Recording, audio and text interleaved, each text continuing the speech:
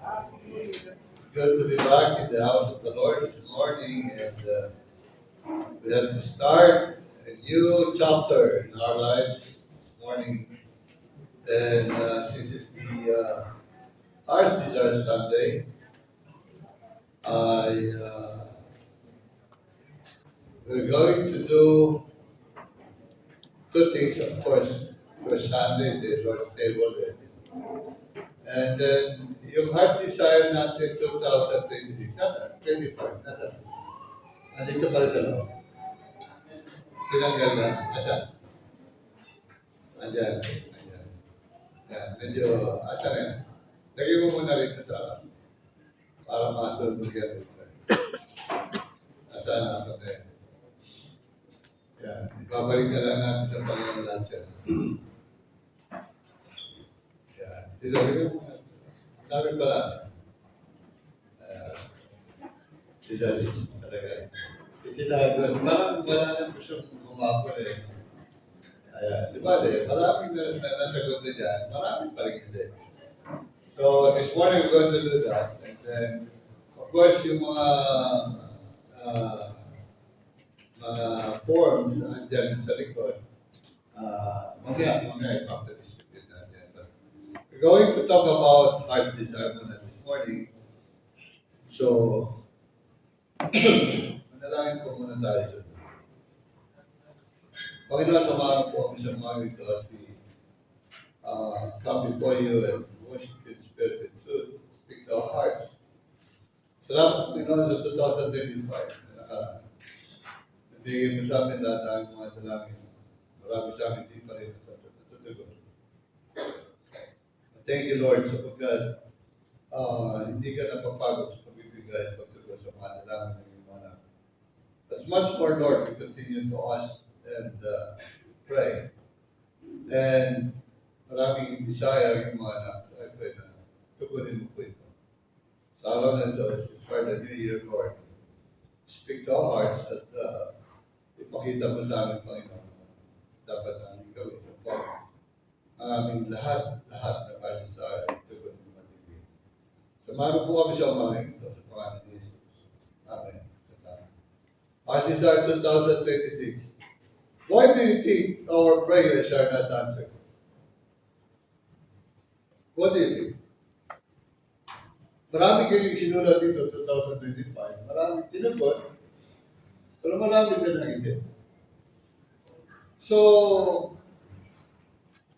merong panalangin o may sinabi si Job sa Job 13 verse 20. Sabi niya, I cry unto you and you do not hear me. I stand up and you regard me not. Sabi niya, nanalangin ako sa iyo, Panginoon. Pero ang problema, hindi mo naman ako tinutugon. You know, I've been praying for you, but hindi mo ako pinapakinggan. Or maybe hindi mo ako pinapakinggan. Yun ang premise ng salita nito. And there's the same questions that every one of us here, maybe nasa isip nyo rin yan. You've been praying, pero hindi kayo nakakita ng tugon o sagot sa inyong mga dalangin, sa inyong mga prayer. Eh, paano natin marireconcile ito tungkol sa mga sinabi ng Panginoon that God is a tender and a merciful God whose very nature is goodness. At ang pinakamabuti ay He answers prayer. Bakit? Ang sabi ng Panginoon, sabi ni Luke pala, sa kanyang book, sa Luke chapter 11, verse 9. Sabi nito, and I say to you, ask, may nasasabi dito. Ask, and it shall be given you. Seek, and you shall find. Knock, and it shall be opened unto you. So, yun yung sinasabi ni Luke sa atin. Pagkatapos, biglang sasabihin mo, hindi naman tinutugon na Panginoon yung aming mga dalangin. And then, in the Old Testament, even in the time of David, the Psalms, chapter 50, verse 15, sabi niya doon, and call upon me in the day of trouble. I will deliver. So yeah, I will. His ear is open to my prayer. And if I pray diligently, when you say diligently, talaga pusin panalangin. Bakit parang wala naman ako nakikita tugo sa aking mga dalangin? Parang contradiction. Sabi niya, ito pangako, ito yung sinasabi ng Panginoon. Pero hindi naman nangyayari sa akin to. Maybe some of you were asking, how long? Gaano pa kalayo? How long must I wait? Gaano ko katagal maghihintay? Hindi ba itong mga pangako dito ay totoo? Are these promises are true? So then, we cry to God, sabi niya, He will hear us. Pero parang hindi tayo pinapakinggan ng Panginoon. So in short, hindi ba laging tinutugon ng Panginoon ang kanyang mga pangako? But I could tell you this, that God always keeps His promises. And the Lord makes His word of promise according to His own nature, because God does not lie. And God is infinite, good, infinitely good. Although sometimes parang malayo ang Diyos, parang hindi tayo napapakinggan. And if our prayers were heard, na napapakinggan naman, at ang mga dalangin natin, ay surely it goes to God. Bakit kaya hindi tayo tinutugon? God always hears our prayers of faith, and yet He doesn't answer. Sabi nga ng 1 John chapter 5, verse 14 to 15. And this is the confidence that we have in Him, that if we ask anything according to His will, He hears us. And if we know that He hears us whatsoever we ask, we know that we have the petitions that we desire of Him. Yun yung kanyang premise, yun yung pangako ng Panginoon, yun yung sinasabi ng Panginoon sa atin. And even Matthew, sabi ni Matthew, alam naman yung Panginoon yung Matthew chapter 6 verse 8. God knows your needs before you even ask them. Bago ka tumawag, alam na naman ng Panginoon yan. And even in Jeremiah, He knows. He declares in Jeremiah chapter 29 verse 11, sabi niya, for I know the plans I have for you, saying the Lord. Plans to prosper you and not to harm you, plans to give you and hope. To give you hope and a future. So yung assurance natin that He hears every prayers of every believer. Sabi niya sa Psalm 18 verse 6, in my distress, I called upon the Lord, to my God, I cried for help. From His temple, He heard my voice, and my cry to Him reached His ears. So kung titignan niyo mga kaibigan, mga kapatid, these are the things na gusto kong makita ninyo. But still, why God doesn't answer? Now, maybe God makes some difference but don't deny our prayers. Maybe pinatatagalan muna or hindi pa on time. See, sometimes, ang Diyos kasi, hindi kagad niya binibigay sa iyo, baka kasi mabigla ka. Pero pag bigla ka yung mama, bigla ka naging milyonaryo, makalimutan mo Diyos. Di ba? Yung iba, pag dumadami ng pera sa bangko, nakakalimutan naman na lang. Tama? Nakakalimutan na maganda ng church. Hindi na kailangan ng church. I know some people. When they are in need, talaga puspos sa panalangin. Araw-araw nanalangin. Pero when the Lord blessed them, they forgot the Lord. And hindi mo na makita sa church, hindi mo na makita sa prayer meeting. Di ba? Hindi na in-exercise ang grace. Hindi na in-exercise ang faith. Hindi na in-exercise ang patience. Hindi na pinalalakas ang prayer life. Kasi masagana na eh. Because God does not answer prayers. God does not stop answering prayer. And yet, there are people still doesn't have an answer to their prayers. And sinasabi natin, God always hears our cry. Pinakikinggan niya lagi ang ating mga dalangin. And yet, hindi tayo tinutugon ng Panginoon. You see, there are times in your life, as a Christian, there are temptations that usually arises when prayers are not answered. Anong temptations yan? Now, dito ako papasok. Itong mga nakalipas na araw, bago magbagong taon o bagong taon, sumasakit ang aking tenga sa pakikinig sa mga celebrities na laging sinasabi, magmamanifest ako. Have you heard of that? Imamanifest ko. Have you heard of that? Hindi kayo nanonood ng celebrity talks. What is your New Year's resolution? I am manifesting that my... Have you heard of that? Kamuoting yan, lahat ng pinapanood ng news. Yan ang sinasabi. What is your New Year's resolution? Imamanifest ko. Yung mga ganyan sa celebrity. Hindi nyo narinig yan. Narinig nyo, right? Ako lang ba nakakarinig? Hindi nyo narinig yan. Talapak yung sinalitang ma-manifest ko. Have you heard? Amen, di ba? Ako yung nasasya. I will manifest. Mga celebrity to, ha? Celebrities to. Mga young celebrities. Di ba? I'm telling you that this is unbiblical. Unbiblical approach na sinasabi ng mundo ngayon. Hindi na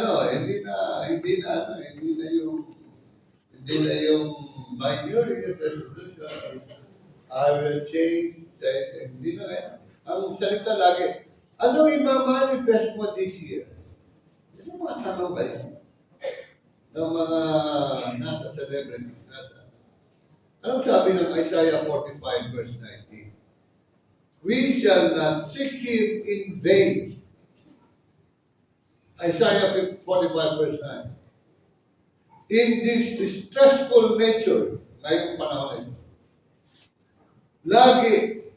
lagi, ang problema ay we do not really call on God. And that is why the devil is now trying to deceive people. Now, let me tell you. Itong word na manifest, these are words coming from some churches. Prosperity gospel. Na siyang dinidikdik ng mga pastor na mga kalokohan ng mga pastor. I-manifest mo lang yan. Makakamtan mo yan. And that is why, mas matalino ang diablo and the devil will use this for you not to trust the Lord anymore and you will just say, ima-manifest ko na lang ito. Parang name it and you claim it. The devil will now deceive believers to doubt the faithfulness of God in answering prayer. That is why they will use this word, I will manifest this. This will happen 2026. Mina-manifest na nila ito. And Satan, who is more clever and intelligent than us, will use this and now will believe that whatever they manifest, makakamtan na nila. And that you don't need to pray and to ask God for your heart's desire, Because you already manifesting it. Ima-manifest ko na ito, and this will happen. That is why everybody now, in the celebrity world, pag naririnig nyo, ito ang ima-manifest. Manifest. From the word money, pera. And festival. Mag-fiesta tayo ng pera. Di ba? Saan galing ang pastor? Yung pastor Edward lang yan. Huwag yung makasabihin nyo na Petro Kutsero ko lang yan. Di ba? Kasi ganun manifest. Di ba?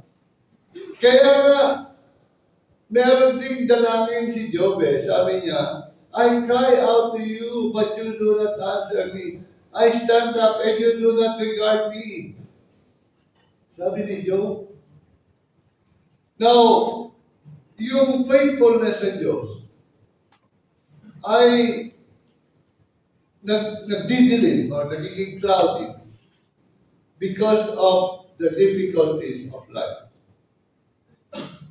And even Job, akala niya, nakalimutan na siya ng Panginoon. Diba? And then, kung titignan nyo, ni-review naman yan, si Jeremiah by saying, then you will call upon me and come and pray to me, and I will listen to you. Sabi na Psalms, I will be with you in trouble, I will rescue you and honor you. Kaya po, today, gusto ko lang i-discuss sa inyo para ho, hindi na yung iba sa inyo gumagamit na rin ng word manifest. Basta this year, ima-manifest ko na ito. Na ako'y ikakasal na katulad ni Tim. Ano, Tim? Parang nakapanood ko yung iyong alay. Ano tawag na? Inalay niya na yung siksik. Manifest ko na ito, mag-aasawa ko. O manifest ko na ito, yayaman ako. Do not believe that. It's on the devil. So reasons why our prayers are not answered. Mabilis ako para marami tayong magawa today. Number one, sins in our hearts. Yan siyang hidras ang hindi possible ng Panginoon. Sabi na Psalm 66:18, if I regard iniquity in my heart, the Lord will not hear. Sabi ni John chapter 9 verse 31, now we know that God does not hear sinners. Sabi ni Proverbs 1:28, then shall they call upon me, but I will not answer, because they shall seek me early, but they shall not find me because of sin. Our prayers may be hindered. If there is sin in your heart, na siyang nag-hinder, pumipigil ng tugon ng Panginoon. What are these? Maybe galit, wrath, or by not forgiving your brothers and your sisters, or your loved ones, kung may kasamahan ka ng loob.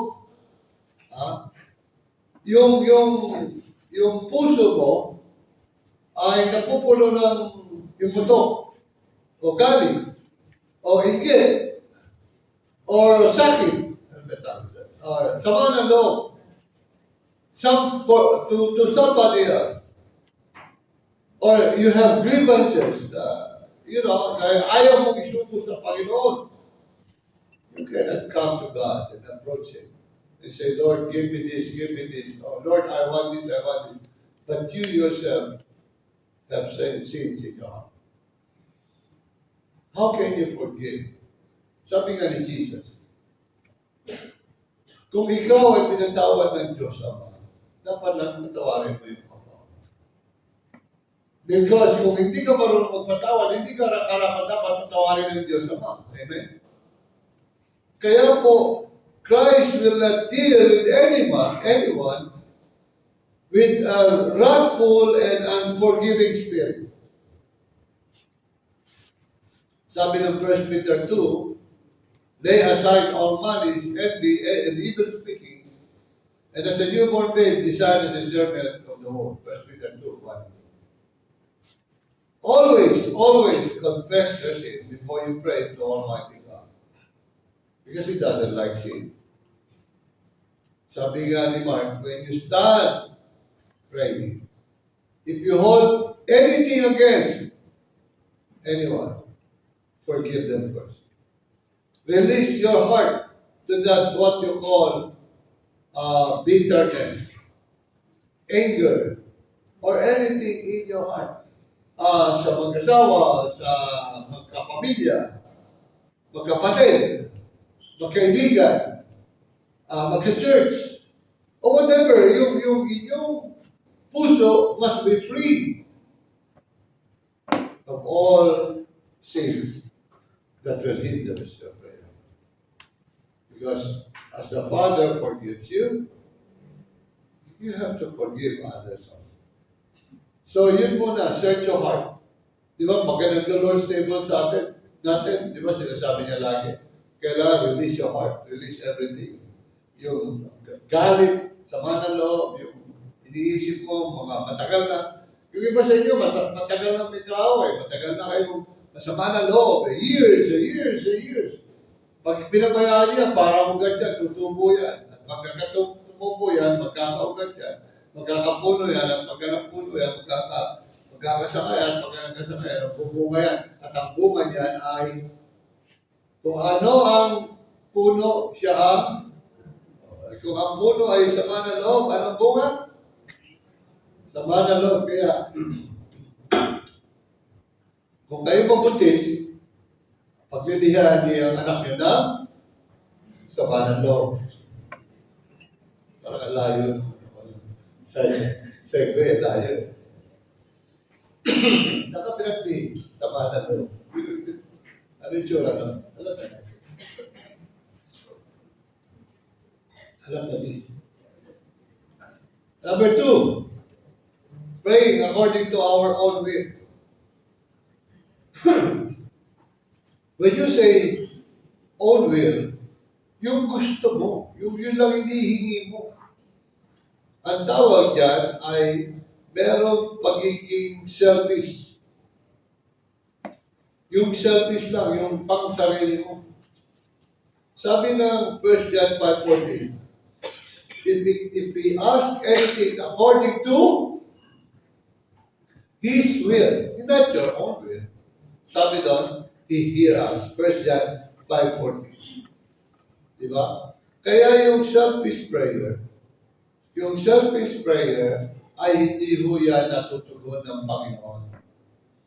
We pray to gratify our pride and not to glorify God. Kaya when you pray, you always make sure that your prayers here is not for your self-centered prayer. Hindi. Hingi ka lang hingi. Di ba? Nakakalimutan mo yung gusto ng Panginoon sa buhay mo. Kaya nga, when you pray, if it is according to your own will, huwag ka nang umasa gilid. Hindi ka totoo dito. So, pray according to God's will. Lord, ito po ang hiningi ko na bagay o ano man hiningi nyo, kagalingan, ano man yan, bahay, ano man hiningi nyo, o trabaho, sabihin mo lang, Lord, hiningi ko ito para sa kalwalhatian. It's not for our own. But sometimes, actually, sa totoo lang, hiningi mo yun para sa sarili mo. So, forget na. Always ask according to God's will. Pangatlo, lustful and worldly desires. Yan yung prayers na huwag mo nang asahan. Talagang hindi darating. God hears your prayers. And listen to this. God loves you and He wants the very best for you. Pagka imingi ka ng bagay, na akala mo okay sa'yo, pero sabi ng Panginoon, no, ikasisira mo ito. Hindi niya ibibigay yan. Kaya sa dami ng mga hiningi nyo, sumasama loob nyo. Akala nyo hindi kayo love ni Lord, hindi binigay yung hiningi nyo. Pero actually, at the end of the day, nakikita ni Lord yan at sinasabi ng Panginoon, anak, hindi ito bagay sa iyo. Pag binigay ko ito sa iyo, sigurado mapapahama ka. And that is why God will give you an alternative answer to your prayers. Kaya nga sabi natin, He hears you. Alam naman niya yan. But ang problema, hindi talaga natin naunawaan yan. Na yung gusto pala ng Panginoon sa atin the best. Bakit? Kasi yung prayer mo, wrong. Your prayers are wrong. Your purpose are wrong. Akala natin to para sa kabutihan natin, pero actually, it's not. Di ba? Why? Because this is a worldly desire. This is a lustful desire. Ano sabi ni James? You ask and receive not because you ask what? Amiss. That you may consume it upon your lust. In fact, actually, hinihingi mo pang sarili pa rin. Lustful. Worldly. Kaya nga sinasabi sa atin ng Panginoon, kailangan yung magpe-pray ka, hindi to glorify yourself, but to glorify God. Yung makatutulong sa kabuuan ng kingdom ng Panginoon. And I'm telling you, pagkaya ng puso mo, Lord, para sa kaluwalhatian mo, then your heart desire will be given, will be answered. Why? Because He sees from the end. He sees from the beginning and He still sees at the end. And He wants to teach us. Gusto turuan ka ng Panginoon from the beginning up to the end of your life so that you will be formed and you will be mature enough for being a Christian.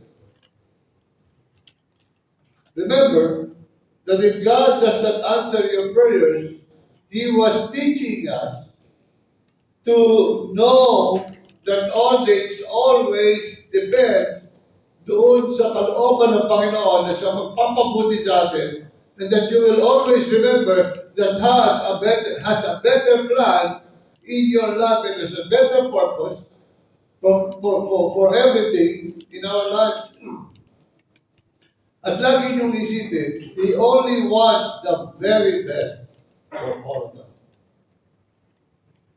And He always looks for the eternal perspective, not only in this world.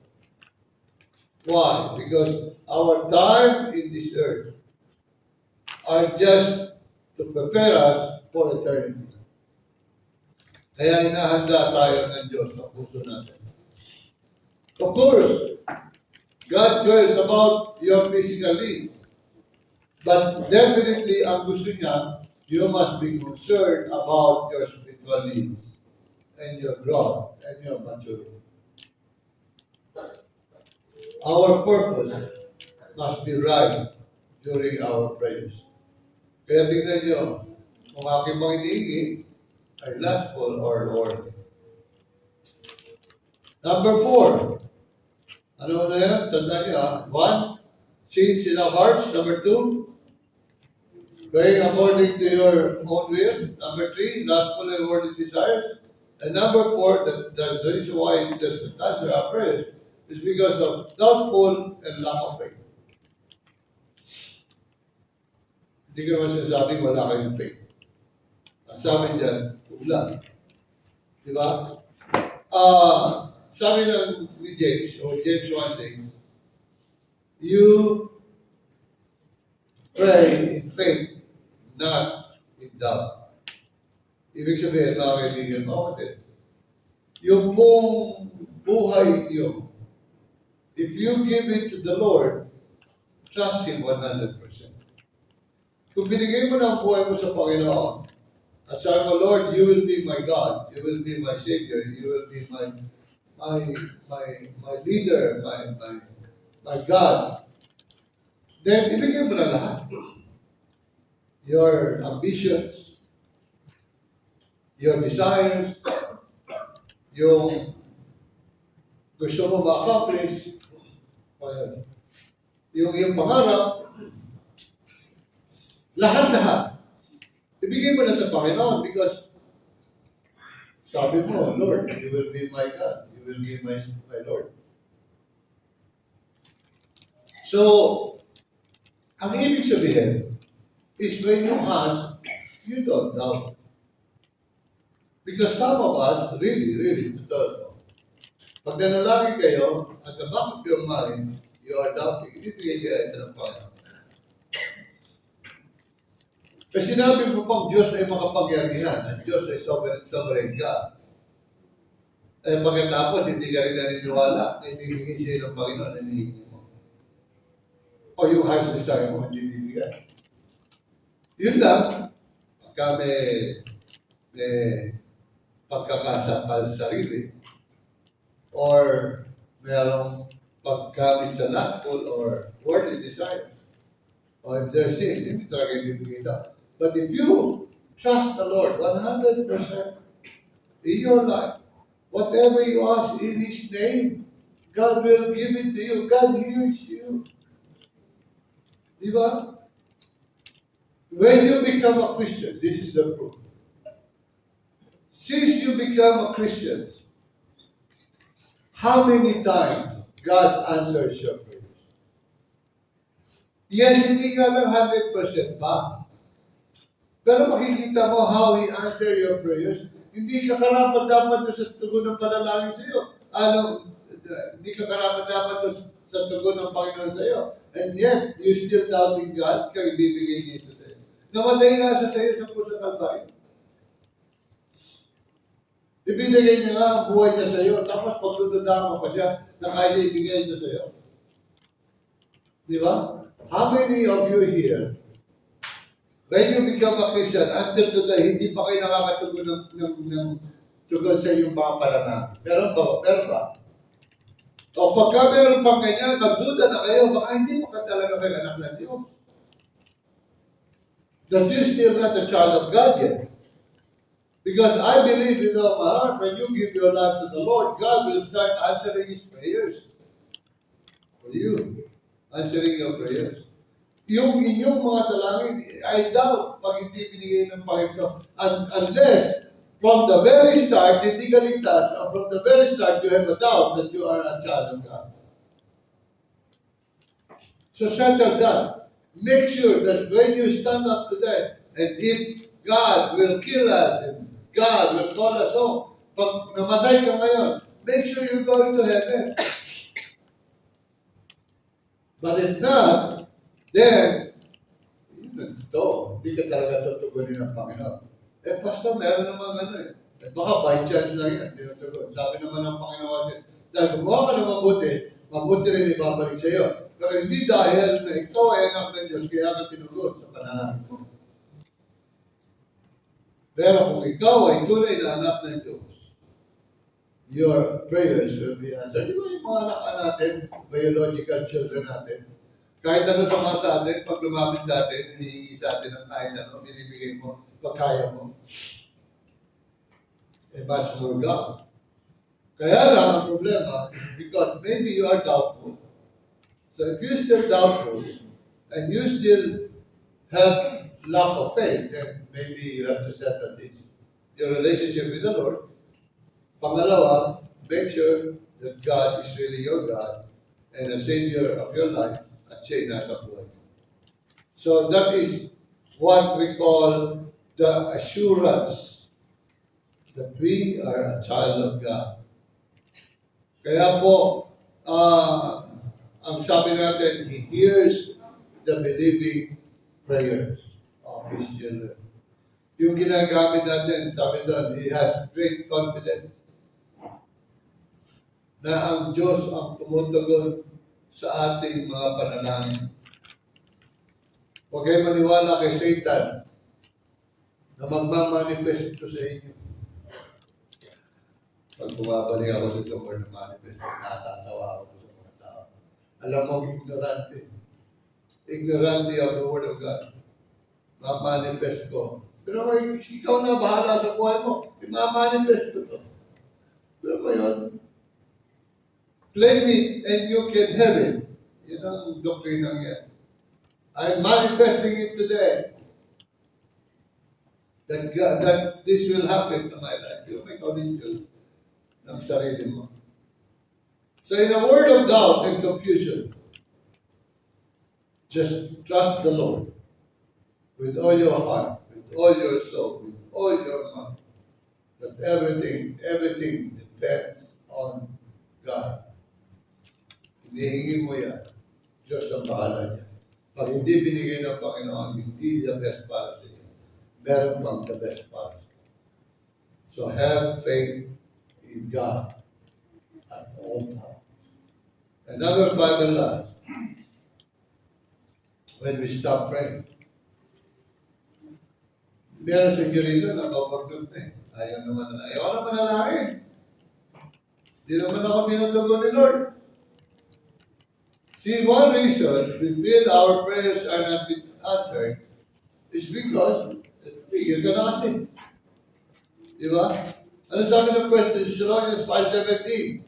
Memorize yan, hindi na verse yan. Ano yun? 1 Thessalonians 5:17. Pray without ceasing. Pray without stopping. Huwag tumigil manalangin. Whether believing in the Lord or not, do not stop praying. Yung hindi nga mananampalataya, kunwari, pray na pray, magmamanifest. Di ba? Let us assure that God will answer our prayers in due time, in His perfect time. Huwag kang mag-worry. Kasi pagka ikaw ay tumigil na sa panalangin, that's the time the temptations will come. Lalo na during the hard times, and during trials. And even when trials come, we will always be discouraged.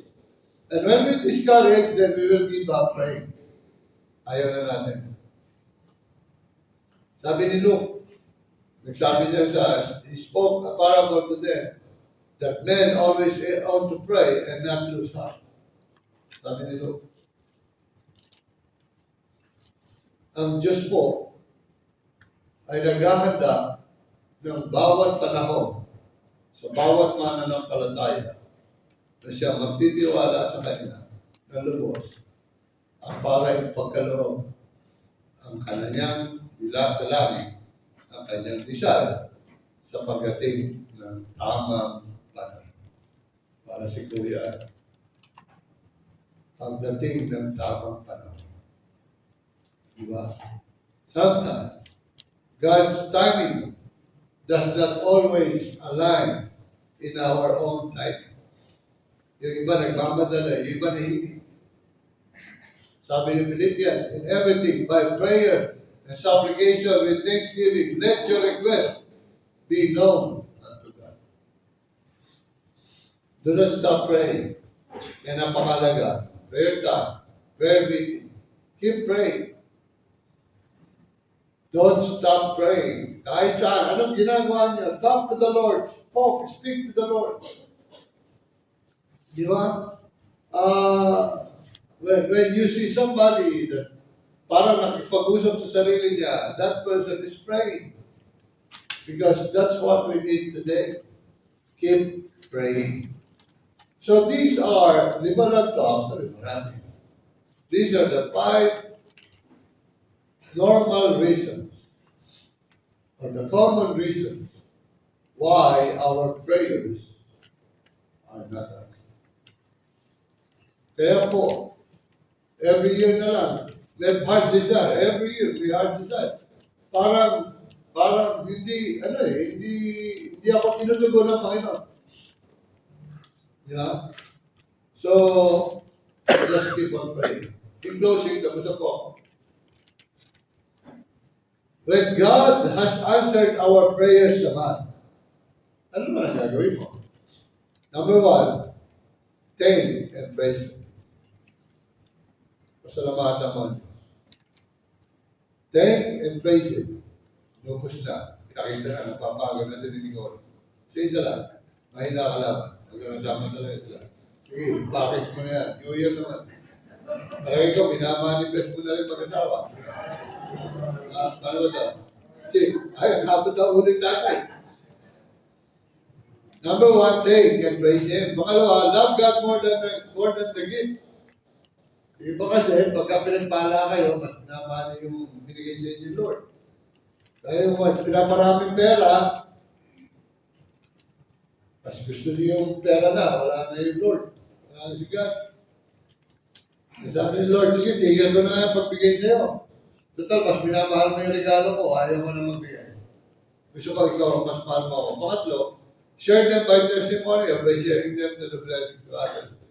Huwag kayo mahiyang ipagmalaki, binigyan na yun ng Panginoon. Hindi ka masimilari. Nagmamalaki ang gift of life. Di ba? Pag malaki nyo. And not only that, if you got a blessing, share it to the people. Pag binigyan ka ng pera, share mo sa pastor. Joke lang. Yeah. Share it to other people. Di ba? Yan ang blessing. Merong illustration yan. Hindi ko lang nagawa. Di ba? Yung Diyos daw yung pitcher, yung tao yung baso.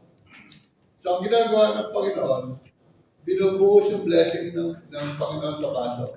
Pero kung walang butas yung baso, sa ilalim, pag napuno yung baso ng tubig, titigil ng Diyos sa pagbuhos. Pero lagyan mo ng butas yung ilalim, at ibigay sa iba, itapon mo. Yung pitcher daw, hindi titigil sa pagbuhos. Did you get the illustration? See, our people are like a glass. Yung Diyos sa pitcher, binubuhos yung tubig. Pero pagka napuno, titigil yung pitcher, di ba? Tatapos. So, gawin mo, lagyan mo ng butas. Yung baso. Towards others also. Para mabigyan naman ng ibang tubig yung ibang tao. Para ang Diyos, hindi titigil sa pagbuhos ng pagpapala sa baso sa buhay mo. And that's what God is. Share your blessings to others. So whatever the outcome of prayers, our prayers, always praise God in our lives. Sabi na ni Paul, my grace is sufficient for you and my strength made perfect in weakness. Sabi ng Panginoon kay Paul. Kasi humingi si Paul ng kagalingan sa kanyang mata. Sabi ng Panginoon, no, mas better ka dyan. Kasi nagiging blessing ka. Nagiging magandang testimony ka. And you could always praise the Lord. Kasi pag walang infirmities ang tao, pag perfect kayo, wala na kayo kailangan, you don't need God. Hindi ka na mananalangin ng kagalingan kasi wala ka sakit. Hindi ka mananalangin ng paghingi kasi marami ka. Hindi ka hihingi ng awa kasi palagay mo punong-puno ka. Di ba that's how? Anong sabi ng Diyos sa banal na kasulatan? Napakahirap ng mayaman pumasok sa eye of the needle. Sa Middle East, pero eksakto lang na butas. Nakakasya lang yung pamo. Eksakto. Mahirap daw pumasok ang mayaman dahil wala siyang kailangan. That's how people do sa buhay nila. They don't come to God because they don't need anything. Wala naman sila sakit. Bata pa sila. Marami silang pera. May influensya sila. Why they need God? Kayo naman, na walang ganon, walang may sakit, walang pera, you come to God and ask for help. Lord, heal me. Lord, give me this. Lord, ito. Lumalapit ka na lumalapit sa Panginoon. Napakalapit mo na sa Panginoon. Ang worry ng Panginoon is when God gave you the desires of your heart, like healing, whatever, financially, whatever. And you start getting away from the Lord. It's because you already have what you asked for. Nakalimutan mo ng malapit sa Panginoon. Sabi nga, when patience has a perfect work, And we are perfect and complete. You want nothing, sabi ni Jesus. Kaya, ang nangyayari, naalala niyo sa Diyos. Kaya nagtataka pa kayo, mas maraming minsan mahirap sa church kaysa sa mayaman. Kung marami namang mayaman, convenience lang sa kanila ito. I could see churches na maraming mayaman. Pero some of them are just convenience. Masabi lang nagsisimba. Kaya nagiging social gospel ang tawag sa kanila. Pero the real needs of people are those people that humbling in the presence of God. Yung talagang nagsusumamo sa Panginoon ng kagalingan. Bakit mas maraming tao pagka sinabi mo, may healing session. Napakadami ang pila pa. Kaya pumutok yung yung church na mayroong healing. Punong tao, i-heal ka lang, i-heal. Kaya si Benny Hinn, sumikat, siya ba maraming healing? Because people are in need. Subukan mo ibigay lahat yan. People will stop coming to church. Tapos magtataka kayo, bakit ang church is empty? Remember the parable when God invited for the feast? Walang dumating. Sabi ng Panginoon, kunin mo na lahat yung mga mahihirap. Those people on highways and byways. And let them come to my feast. And that's what they did. I don't know your life. Gusto niyo mag-manifest? Manifest. Walang manifestation. Manifest. Gusto niyo tugunin kayo ng Panginoon? Do this. Purihin natin ang Panginoon. I don't know your need today. But this is one thing that I'm sure. God always answers prayers. And God always hears your prayer. Manalangin tayo. Shall we pray? Sumayin tayo lahat.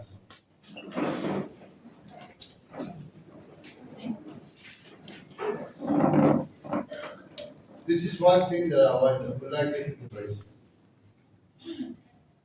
Salamatan mo siya, mahalin mo siya, ibigay mo na lahat sa kanya lahat-lahat.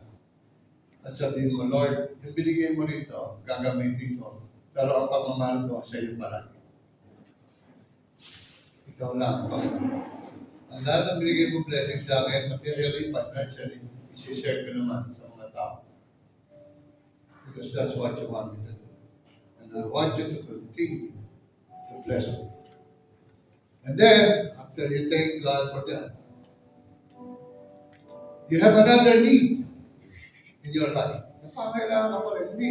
Hindi napuputol ang pangailangan ng tao habang nandito sa mundo ito. I don't know your needs. Then from now on, you start doing what I have told you to do. Para makalimutan natin, o para hindi natin masabi na hindi tinugo ng Diyos ang ating mga panalangin. Kalimutan niyo lahat yun. Doubting, sins, hingihan niyo ng tawad. Ibigay niyo sa Panginoon lahat. Do not stop praying. All of this that I have shared with you. And then, one by one, later on, I will ask you to write that. And just trust the Lord and give it all to God. So, yes. Alright? So, manalangin tayo while the music is playing. Anything, anyone of you here that are in need to talk to God and tell Him in your heart, gusto mong kausapin ang Panginoon. Ito altar, lumapit ka at manalangin tayo sama-sama. Let's pray.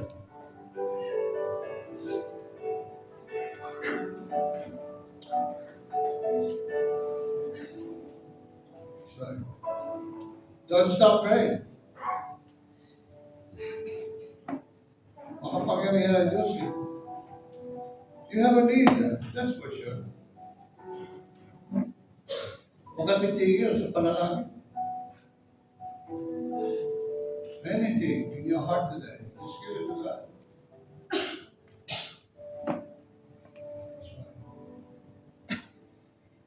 Let's pray. Let's talk to God.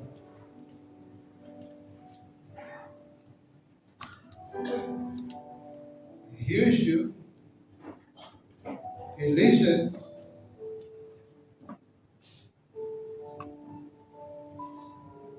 He wants you to trust Him alone. God only.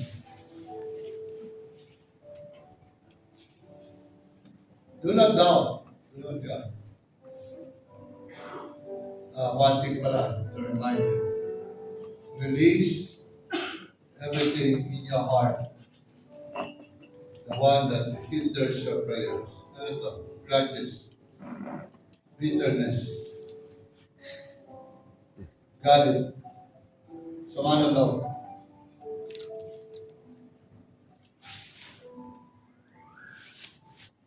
O pagsisisi. Huwag yung hayaang tumubo sa puso niyo ang bagay niya. It's so enjoyable to live a life that are clean. Clean your heart, clean your mind. Na kahit ano pa ang aala sa panalangin. Nanalangin tayo sa Panginoon, salamat po. Sapagkat meron kaming Diyos na una nagmamahal sa amin. Nagmamahal ng walang condition. Unconditional love. Na kahit sino po kami ay pwede mong tugulin, kausapin at pagpalaan. Salamat sapagkat meron kaming Diyos na malalapitan at natatawagan sa tuwing meron kaming pangailan. At salamat sapagkat meron kaming Diyos na nakaunawa ng aming mga kalalagayan. Continue to bless your people. Those who came forward na humingi, dumadalangin. At anuman na nasa kanilang puso kaya Panginoon na pray in the name of Jesus. Touch them, Lord. Cleanse us from all our unrighteousness. Forgive us from all our sins. And let your people know that you are worthy to be praised. Samahan po kami, Panginoon, sa ito as we come and give the desires of our heart. I pray that you bless your people once more. At sa pagtataas mo ang kamay, iwan ang mga ikaw ang mga kapasapal. Ikaw patuloy na mahusap sa bawat isa amin. Ikaw patuloy na magbigay sa amin ang tuloy ng paypaan. Katawan kasi ang ikalakan at higit sa lahat. Ibus mo, palang mo sa amin sa upang kami ng mga namin ay buhay na patutuwa sa liputan ito. Na kami ay hindi mo pinapabayaan. Ikaw Panginoon, pala mula ngayon ang kay bumalik. Sa kanang Ama, ng Anak,